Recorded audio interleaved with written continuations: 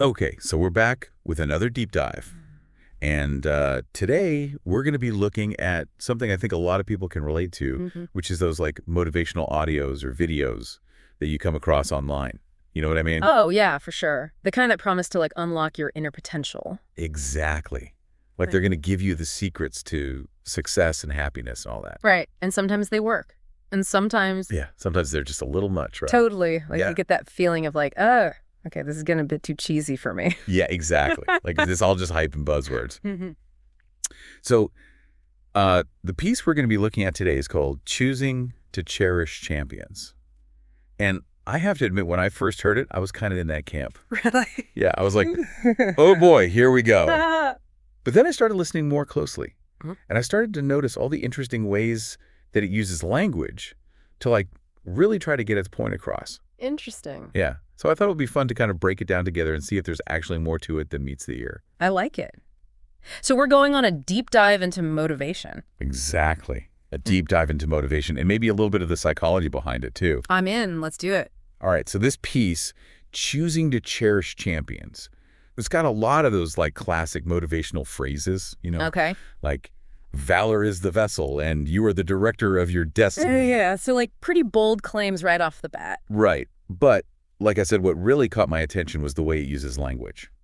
Like there's this one line that goes, Vision's voyage into vitality. Okay. Yeah, that's a mouthful. It is, but it's also kind of catchy, right? Yeah, I can see that. It's got that alliteration thing going on. Exactly. And I was thinking like, what is it about that specific sound, the V sound, Hmm. that makes it feel so like energetic and powerful? That's a really good question. There's actually a whole field of research called sound symbolism. No way. Yeah. And it basically looks at how certain sounds can evoke certain feelings or associations. Ah, So like the V sound, for example, it's often associated with ideas of speed and victory. oh, wow.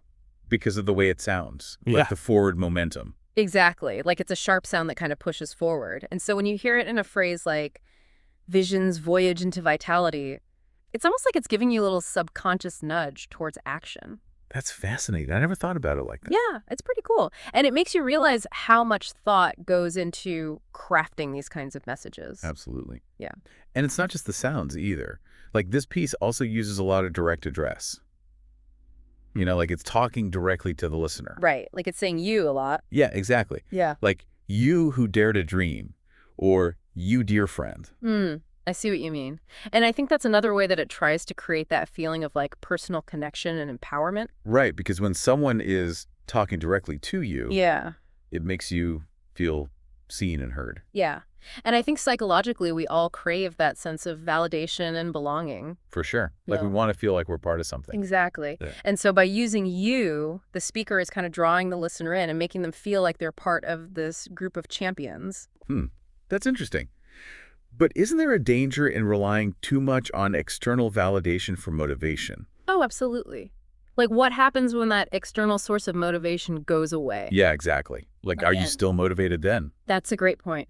And it kind of brings up the whole concept of locus of control. Locus of control. Yeah, have you ever heard of that? I don't think so. So it's basically about where we believe the power to control our lives resides. Okay. So people with an external locus of control, they tend to believe that their lives are controlled by outside forces like fate or luck or other people. Okay. I think I get it. So it's Mhm. like if something good happens, they might say, oh, I was just lucky. Exactly. Or if something bad happens, they might say, oh, well, it was just meant to be. Right. But then people with an internal locus of control, they believe that they have the power to shape their own lives. Exactly. They believe that their actions and choices determine their outcomes. Okay. That makes sense. And so, in terms of motivation, people with an internal locus of control are usually more self-motivated. They don't need as much external validation or encouragement. So they're kind of driving their own bus. Exactly. And the thing is, anyone can develop a stronger internal locus of control. It just takes practice. So like a muscle you can build. Exactly. And I think that's something to keep in mind when we're listening to these kinds of motivational messages. They can be a great initial spark, Or like a jump start. but ultimately we want to be able to motivate ourselves from within. That makes a lot of sense. So how does this all tie back to choosing to cherish champions? Well, I think this piece definitely leans heavily on external motivation. Like it's trying to pump you up and get you excited. Yeah, I can see that. But I also think there are some elements in there that can help to cultivate a stronger internal locus of control. Like, for example, there's that line about being more than a fleeting frame in the film of time. Oh, yeah, I love that line. Me too. Right. It's so powerful, and I think it really speaks to the idea that we each have a unique and lasting impact on the world. Right. Like, we're not just here for a brief moment. We're actually part of something much bigger. Exactly. And I think that realization can be incredibly empowering. Like, it can give us a sense of purpose and meaning. Totally. Yeah. It's like, it's saying that our lives actually matter. Mm-hmm. And that our actions have consequences. And that we have the power to make a difference. Exactly. And that ties into the whole concept of self-efficacy, which is basically the belief in our ability to succeed. Self-efficacy, I like that word. It's a good one. And it's so important for motivation. Right, yeah. Because if we don't believe in ourselves, we're not going to be very motivated to do anything. Right. It's like, why bother if you don't think you can actually achieve anything? Exactly. So I think by positioning the listener as more than just a frame, this piece is trying to encourage that sense of self-efficacy. It's like it's saying, hey, you're capable of great things. Mm-hmm. And I think that message can be really powerful, especially if you're feeling lost or unmotivated. Yeah, I can see that. So it's not just about feeling good in the moment. It's about connecting to a deeper sense of purpose and impact. Exactly. And I think that's what makes this piece so interesting. Like, it's not just surface level motivation. It's actually trying to get at something much deeper. It's actually pretty sophisticated when you break it down like this. It is, and it highlights how language can be such a powerful tool for shaping beliefs and behaviors. For sure. We might dismiss these kinds of things as being just words. But those words can have a real impact on how we see ourselves and the world around us. Absolutely. So I think it's worth paying attention to the language that we're consuming. Agreed. Both the language that we're taking in and the language that we're putting out into the world. That's a great point. So I'm curious, after this deep dive, if you had to create your own motivational message, what would be your go-to phrase? Oh, wow. Putting me on the spot, huh? Uh-huh. Yeah, I guess so. That's a good question.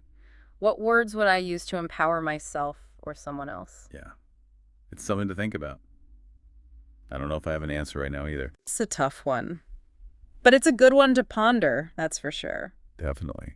It's a great question to kind of leave our listeners with. Absolutely. What words would you choose to empower yourself and others? I like it. It's something we can all reflect on as we go about our day. Exactly. All right. Well, I think that's a wrap for this deep dive. Yeah, I think so. Thanks for joining me. Of course. Always a pleasure. And thanks to everyone for listening.